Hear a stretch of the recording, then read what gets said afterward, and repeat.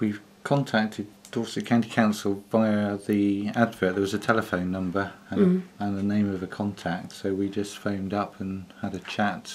We had an interview at home, didn't we, first? We did, yeah. Somebody came out and had a chat and just sort of took us through the process, and then we as you said, we went along to Pippin's and did some training.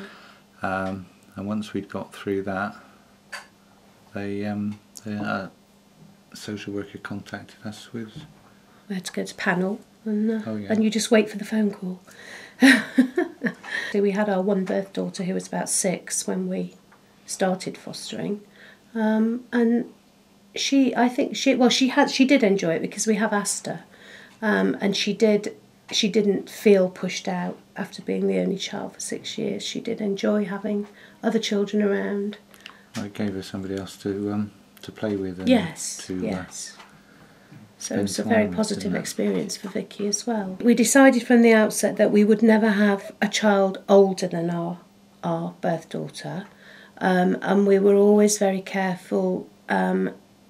She always came first. We never took in a child that might be a threat to her or might be difficult for her to cope with. Yep. And that's something we've always stuck with all the way through our fostering. We've always had children younger than our youngest child. All our daughters are very... they speak out if they don't agree with something. And we foster as a family. It's not just Tony and I.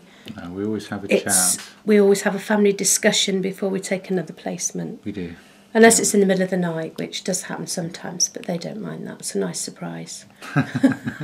We used to do a bit of respite, which is a weekend or perhaps a week for another foster carer, just to help out, but we didn't actually have any permanent placements for a little while. It isn't very easy to let go, but it is, because the children are being adopted, it's a positive move for the child into a loving family, and that helps us give the child up, but it is very emotional. You have a child with you for 12 months or more, and then you have an empty cot and lots of reminders.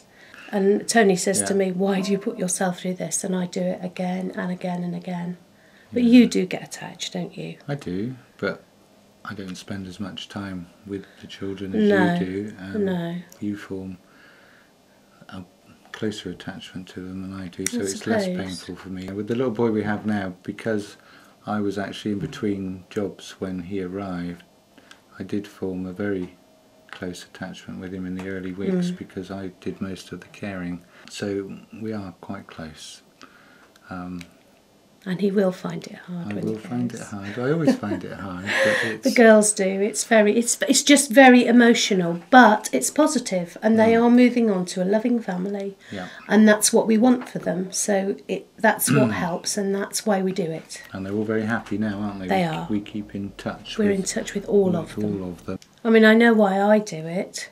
I mean, I adore looking after young children. I get a lot back watching the children grow. But I also enjoy working with the birth parents and also with professionals. And I think it's just the whole package. That's what I get out of it. You get the feeling of satisfaction of taking a little child in that is not thriving. Yes, I do. Yes. Turning them round into a calmer, healthier, happier child, don't you? Yes, I do. And that's the big reward. They're all different, and each one brings their own little special thing into the family, don't they? Yes. Which you remember them by. Stays with you forever. Yeah. So they're all little individuals, and to witness their early stages of growth and development is really rewarding, and it's a great memories that we've got of all of them, isn't it? Very special.